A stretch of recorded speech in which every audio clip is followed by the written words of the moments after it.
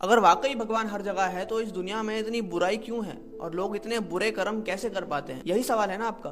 तो आइए इसको समझते हैं, लेकिन उसके पहले हमें यह समझना होगा कि भगवान है कौन। तो अगर हम वेदों से या गुरबानी से इस बात को पूछे तो एक सरप्राइजिंग सा जवाब मिलेगा कि भगवान ना कभी किसी से प्रसन्न होता है और ना ही किसी से नाराज होता है। भगवान इमोशंस में बंधी हुई कोई एंटिटी नहीं है। निर्भव निर्वैर मतलब वो ना किसी से कोई दुश्मनी रखता है, ना ही उसका किसी से मोह है या अटैचमेंट है। अब अगर ऐसा है तो सवाल उठेगा कि इस दुनिया में लोगों के साथ इतनी अच्छी चीजें और बुरी चीजें कौन करवाता है।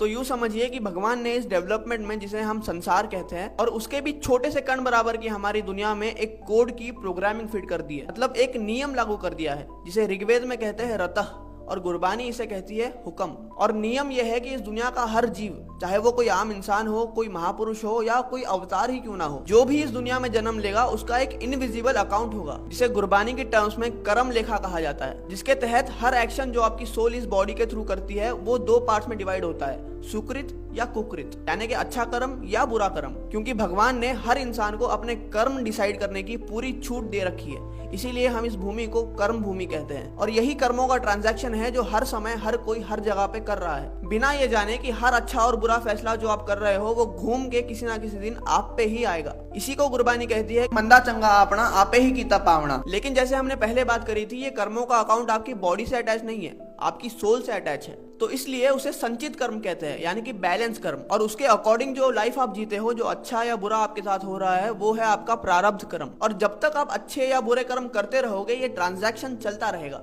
इसीलिए अध्यात्म का सारा ज्ञान आपको सिर्फ ये समझाने के लिए है कि वो प्रभु जिसने ये खेल बनाई है, जिसे हम अलग अलग नामों से पुकारते हैं, अगर हम अपने सारे कर्म उसको समर्पित करके करने लग जाए, तब जाके वो निष्काम कर्म कहलाएगा। जिसका मतलब है कि वो आपके अकाउंट में ऐड नहीं होगा और आप अपनी सुख और दुख की साइकिल से मुक्त हो जाएंगे। क्योंकि दुख जितना बुरा है, सुख भी उतनी ही बड़ी बॉन्डेज मानी गई है। लेकिन निष्काम कर्म करने के लिए आपको सुचेत होना पड़ेगा, कॉन्शियस होना पड़ेगा। और कॉन्शियस होने के लिए आपको भक्ति का, साधना का सहारा लेना पड़ेगा। लेकिन क्योंकि हमसे निष्काम भक्ति ही नहीं होती, हम समर्पण भी नहीं कर पाते और अपनी सुख और दुख की साइकिल में अटके रह जाते हैं।